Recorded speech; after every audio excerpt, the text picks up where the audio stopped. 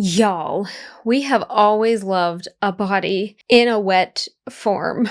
Like, I don't know how to say this in a more appropriate way, but if you loved yet another scene of a man coming out of the water in a drenched white shirt, then just know you join scores of people in the past who have loved seeing a soaked garment clinging to a figure underneath it. I promise this is not going to go X-rated, but this is a very specific cultural and moral loophole. Nothing has been removed. The dress code technically has not been broken. You're still clothed, and yet everything is on display. The fabric clings. The body is revealed without technically being revealed. It's the world's oldest visual trick, and we fall for it every single time because we're supposed to. I don't want to say that Colin Firth rising out of the lake for the first time in 1995 is our wet t-shirt contest. But ever since that happened, we've been obsessed with men raising up from the water in a soaked white shirt in as many period dramas as possible. And this new The Other Bennet Sister is no exception. I mean, girl got 2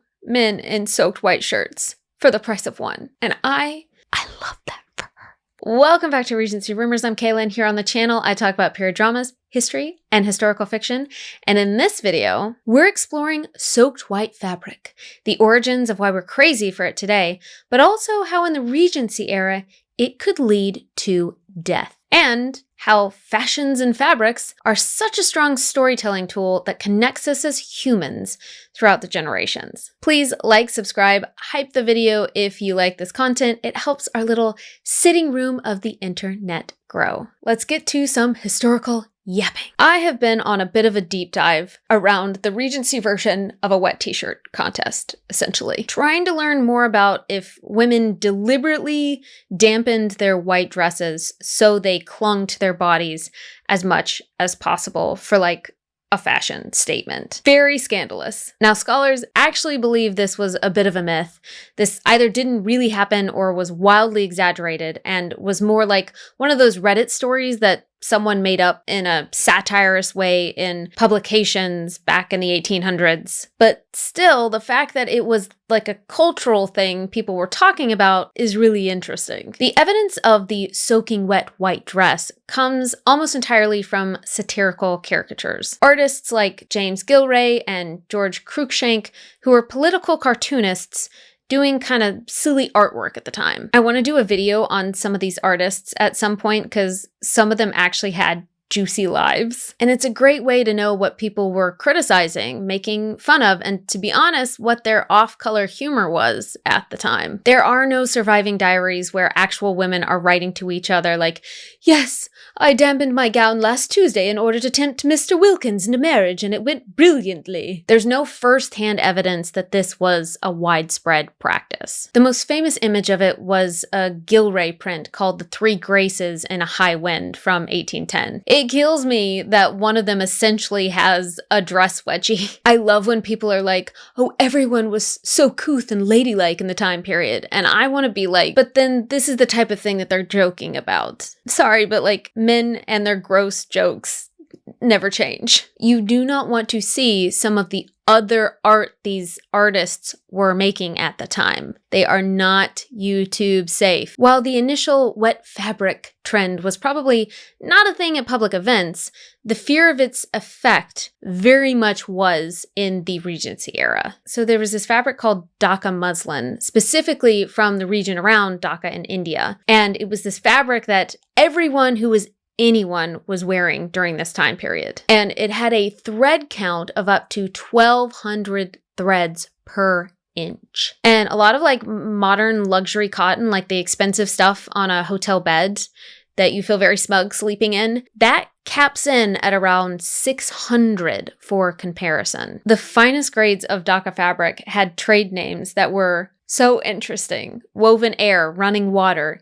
evening dew. I am not exaggerating these. They are actual historical trade names from Bengal. One contemporary observer wrote that a full 12 yards of the finest grade could be passed through a finger ring. Some people think that's why they were making jokes about the wet dresses, is because the fabric was that sheer. The satire landed because the premise was already there. So women in the late 18th and early 19th century had just shed the structures of the earlier Georgian era. The hoops and the panniers and the enormous skirts, the corsetry that created a silhouette around the body rather than revealing it. The long empire silhouette swept all of that structure away. Now you've got high empire waists, minimal layers, sheer fabric, neoclassical lines. And like what happens in every single historical point ever, older generations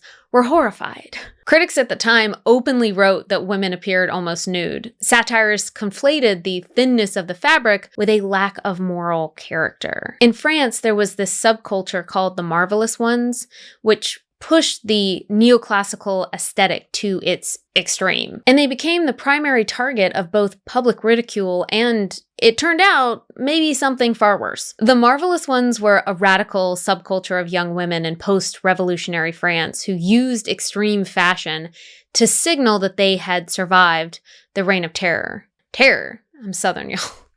They decided to abandon the heavy bone-structured corsets and massive hoop skirts of the previous generation and opted instead for sheer, high-waisted white gowns that mimicked Greek statues. Society responded with a mix of moral outrage and obsession, with critics claiming the thin fabric signaled a lack of character, whilst simultaneously wanting to copy the style. Beyond the scandal, their impact was revolutionary. They're a good example of how fashion can be a powerful, if provocative, tool for reclaiming personal identity after a national tragedy. The marvelous ones and their male counterparts, the unbelievables, were often the children of those who had been guillotined. The fashion wasn't just about looking Greek, it was also a macabre tribute to the dead and all the trauma that people went through. They would hold these victim balls where the only requirements for entry was having a relative who died by the guillotine. And they would do this thing where they would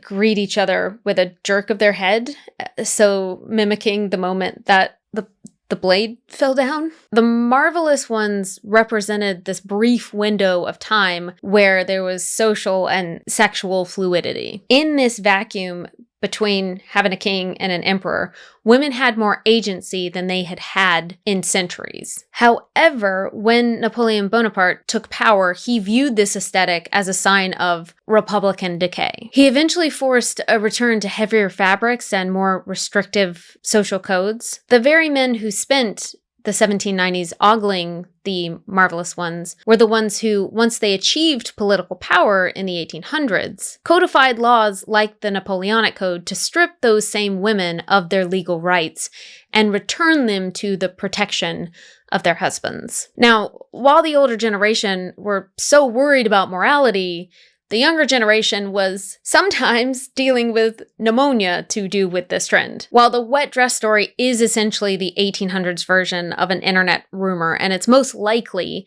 that women didn't actually soak their clothes, they did sometimes risk their lives by wearing this paper-thin fabric in freezing temperatures just to look like Greek goddesses. There was still the obsession with trying to be statuesque, and the resulting pneumonia was a real price to pay for the look. In an era before we had antibiotics, a fashion statement could quite easily turn into a death sentence. Living in the UK for more than a decade, one thing I can tell you is that the weather is ever-changing all times of the year, and it could be sunny one minute and raining the next, and investing in a decent raincoat and a pair of wellies is the first step in survival in this wet country. These women were ending up in damp, cold fabrics in the winter, leading to rapid heat loss, which meant things like respiratory infections, which in a world without antibiotics frequently becomes pneumonia and consumption and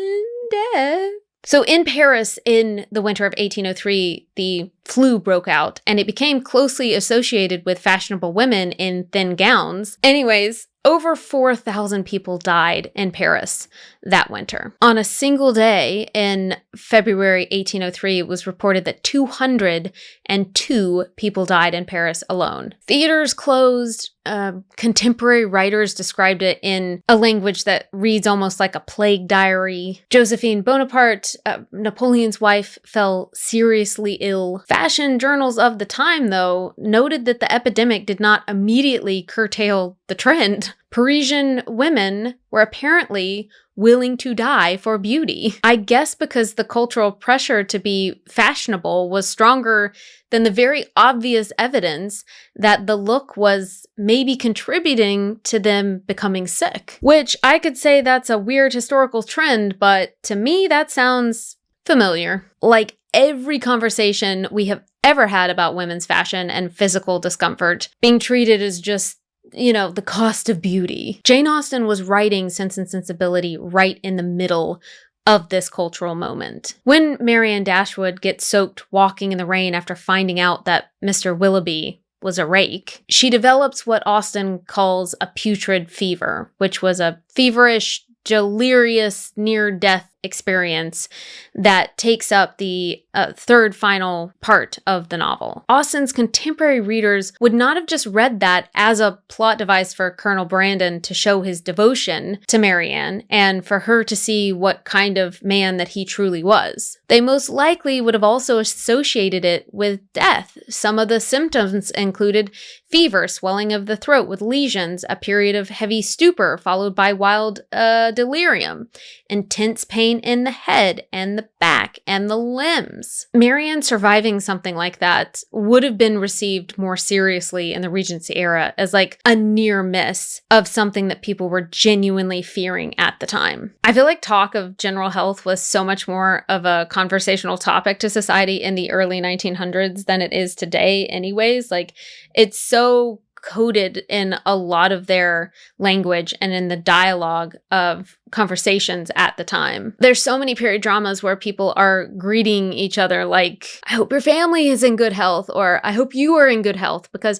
it was a real and urgent question because the answer could change entirely within a week. Something as simple as like a wet walk home, a cold carriage ride, damp stockings after an evening out, they could all do it for you. I feel like there's some of this history that's still lingering of like, don't stay in wet clothes, or getting badly rained on today would turn you into getting pneumonia. Like I feel like, grandparents telling you that you're going to catch a cold when you go outside. But the truth is that, heating up hours later is not going to kill you today unless it's winter and you get hypothermia. It's more of an inconvenience. You're not going to get a cold from something like that unless someone passes it to you. But back then you could go out, get sick from something as simple as getting soaked and getting hypothermia, and then it evolves into pneumonia and death with your immune system being so down. But in Austen's world, that would have landed as completely believable and terrifying because the people reading it knew how serious something like that was. I think it's difficult for us to imagine the impact that type of fabric had to society because the specific version used back then is essentially extinct today. None of the fabrics we have today can quite match that level of sheerness, which is why it's so hard for modern period dramas or like reenactors to truly replicate the nude look of the era. The original fabric came from the Dhaka region, and it was woven from a very rare species of cotton called Putacarpus or Futacarpus. This plant was incredibly fussy. It only grew in the salt-rich soil and humid microclimate along the banks of the Meghna River. The process of turning that cotton into fabric was a crazy feat of human skill. You had to be highly trained and talented to make this fabric. The spinners had to work in the early mornings or late evenings because the humidity of the area was the only thing keeping those gossamer thin threads from snapping while they worked. They called it woven air because it was so fine. It was a miracle of textile engineering, and yet, of course, the British East India Company wiped it out. So In 1757, the East India Company stopped being a simple trading group and became a sovereign power in Bengal. They forced, through taxes that made it impossible for local weavers to survive, and set up a trade system where British goods flooded India for free while Indian goods were heavily taxed in Britain. On top of that, there was this great famine in 1770 that the company's policies made so much worse, and it killed about a third of the population in the region. By the time the Industrial Revolution allowed British factories to churn out cheaper, coarser versions of the fabric, the Dhaka trade had collapsed. The plant went functionally extinct, and that incredible weaving knowledge was lost to history for centuries. It took until 2014 for a team in Bangladesh to start bringing it back. They used DNA analysis on a 170-year-old sample of the fabric from the Victoria and Albert Museum to identify a wild cotton relative matching the original plant. By 2016, they managed to grow it again, and now they're training a new generation of weavers to reclaim the name Dhaka. They've been able to get to around 700 thread counts, and they are working their way back up into those thousands, which I can't even imagine what that would be like. So the next time you're watching a Jane Austen adaptation or a Regency film, and you see those beautiful, sheer-looking white gowns floating around in the candlelight, I want you to hold the heavy truths at the same time. In the early 1800s, getting stuck in soaked clothes was a genuine medical emergency that could potentially end your life. But then came Mr. Darcy in his wet shirt in the 1990s, and all of a sudden, we turned that exact same image of wet, clinging fabric into the ultimate romantic thirst trap. Now, Jane Austen never wrote a scene where Mr. Darcy goes for a swim, obviously. Though I do wonder if she'd have been able to finish Sanditon, what kinds of water activities would have been written. Andrew Davies invented it entirely for the 1995 BBC adaptation of Pride and Prejudice, and in doing so, he created maybe the most desirable image in British television history. Originally, Andrew Davies wanted the scene to be a full frontal nude swim, but the BBC, surprise, stepped in and said, absolutely not. They said, the shades of Pemberley cannot be thus polluted. They, of course, made him keep the shirt on, and then that accidentally became a really powerful storytelling device. I don't know what it is, but there is something about a wet, clinging shirt that is actually more effective than total nudity and pairs well with a period drama because it relies on the idea of restraint. It leaned on those Grecian Regency trends of everything technically being covered, meaning to be a bit like a marble statue, and yet because the fabric is wet, everything is on display. That shirt is so famous now that it actually has its own permanent exhibit at Jane Austen's House Museum, which feels right considering how much heavy lifting that it's done for the genre. When we see the marvelous ones in their sheer Dhaka fabric, they were often performing for the public as both a fashion and political statement. They were navigating a very specific social scene. But for this version of Pride and Prejudice, Mr. Darcy has no idea that Elizabeth is there. He thinks he's completely alone in the privacy of his own estate. That's a part of why the scene works so well, because he's caught off guard by her presence. He's a man of immense rank and property and social power, but in this one moment, he's just a guy standing there dripping in front of a girl. I feel like the level of unexpected exposure and the fact that he didn't plan for it created a sudden tip in the power balance between Mr. Darcy and Elizabeth. For that moment, he's the one who's physically vulnerable and exposed by his clothes, while Elizabeth is the one who is composed and dry. Now look, there's a lot to be said for the visual of a man in a soaked white shirt. We don't need to pretend that that's not part of the appeal. But I think the actual magic of it goes so much deeper than just this aesthetic. I think there's something about that second of vulnerability and a rare moment where a man of that era was completely out of his control. The transparency of this wet fabric trend creates an emotional bridge. I think we love the wet shirt trope so much because it finally lets the hero be as vulnerable as the heroine has to be a lot of the time. We want to see these characters like kind of flustered and at the mercy of circumstances that they can't control because the rest of the world is so regimented for them. It's a way of grounding the romance in something visceral and real. And the best part is it's consequence free. Nobody's getting married because somebody's shirt got soaked and now there's a scandal. You can see everything you want to see and still have your dignity intact, your virtue. We get to enjoy the visual drama of the clinging fabric effect without any of the tragedy that originally came with it. To me, it's a way of looking back at the past and choosing to keep like the beauty of the silhouette and leaving the like putrid fever behind. There's this scene in The Devil Wears Prada that I think about a lot. It's being replayed a lot right now because of The Devil Wears Prada 2 coming out, but it's where Andy walks in and she thinks she's just wearing a blue sweater or something she's like grabbed off a hanger, and she thinks it's nothing special. There's nothing intentional about getting the shirt. And Miranda looks at her and essentially dismantles her worldview in about 90 seconds when it comes to the clothing industry, because that specific color of cerulean blue was chosen by a designer in a collection or something, years before. And then it gets filtered through luxury houses and trickled down through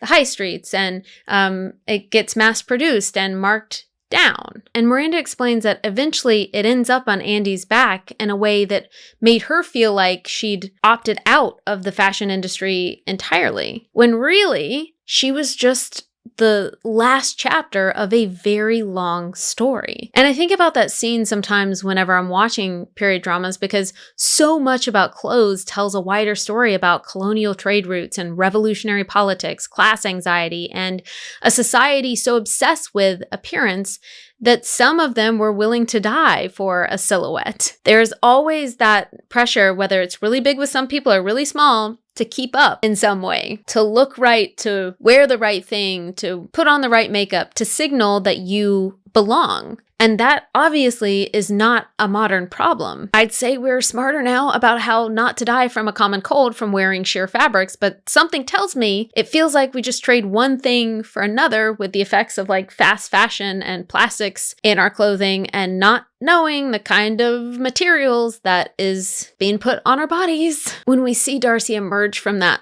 lake, disheveled and suddenly just a man, rather than this like untouchable force, that wet shirt it makes him vulnerable, and it gives us a very like clear cultural signal of how we feel about clothing. For the first time in the story, his body is communicating something his words and his manners have been working very hard to conceal. While the wet shirt is nice, and none of us are gonna lie, it is that vulnerability that is truly the female gaze. Emotionally, as a storytelling device, it tells us what we need to know about where Darcy is in his arc in that exact moment. The costume is doing a lot of the character work. For the 1996 Sense and Sensibility, when Marianne Dashwood wanders out into the storm, her soaked clothing is a part of a symbolic reset of what she's been through with Mr. Willoughby. There's a level of vulnerability in that moment where the weather is physically stripping away the romantic fantasies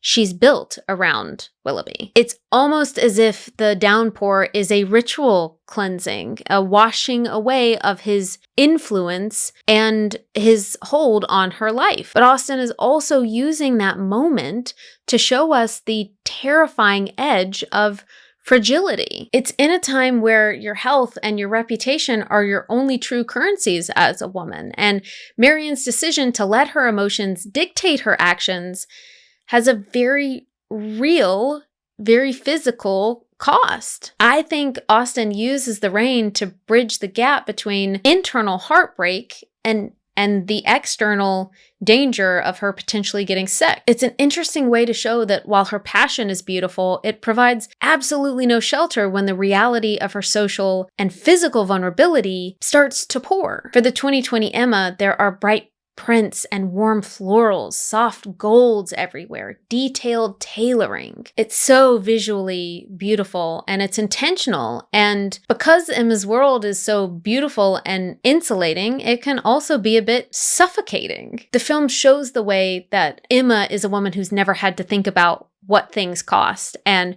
her wardrobe communicates that without a single line of dialogue. And then the 2005 Pride and Prejudice, it gives us something a bit different, like the cooler, ethereal quality and the muddy hymns and the harsher wools. It's obviously a stylized choice, but it's also a way to show the class divide between the Bennets and the Bingleys and how Darcy would have perceived Elizabeth. I think as stylized as that film is, and not really a great representation of the Georgian era, there is something about the way that they've made a lot of the interiors look antiqued and weathered that would show the contrast between Darcy's reality and Elizabeth's, which was much more precarious. The Bennets exist in that beautiful, hazy English countryside, but they're not entirely secure in it. And you feel that way with some of the fabrics and the garments as well. The truth is that none of these examples are perfectly historically accurate. Sometimes the colors are heightened or they're muted, the silhouettes are romanticized, and then the lake scenes are invented entirely. Every single one of those choices is telling us something about power, about desire, about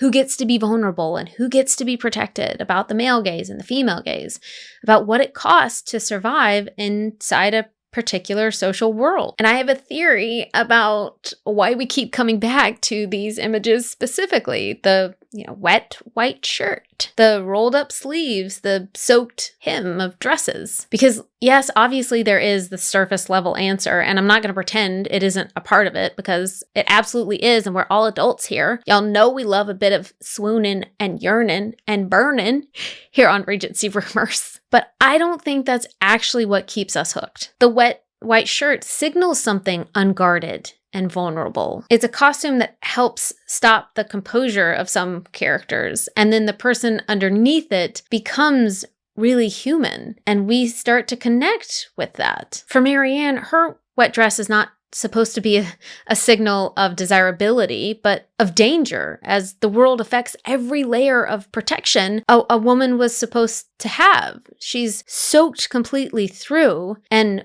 vulnerable because of the exposure. I think our obsession with the stories that clothing can help tell runs so much deeper than we give ourselves credit for, because on some level, we feel that history even when we don't know we're feeling it. Clothing has always done this. When a filmmaker really understands that, then they'll treat something like a corset or a palette or a wet hem as a creative argument rather than just a pretty detail. To me, that's when period dramas stop being just escapism and becomes something that actually says something about the human experience. And to me, that is why we keep coming back. Not just for the lakes, though honestly, the lakes really help. Well, that is it for me, guys. Let me know in the comments what period dramas you think use clothing and costumes to tell a story the best.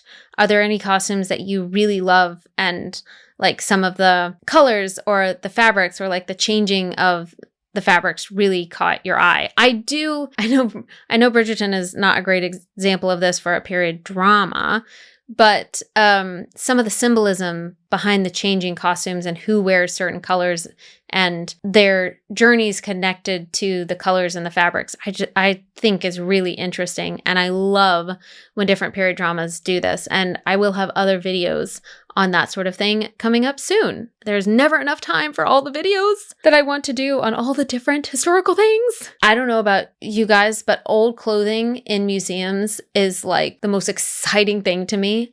I'm like looking at it up close, like, what is the stitching like? Like, what is that fabric and that pattern? Have I gotten Jordan his Regency outfit complete with a white flowy shirt, maybe, and I highly recommend it. Bonus points if you can manage to get him to go to a Regency ball with you. Jackpot! Thanks for watching. Okay, bye.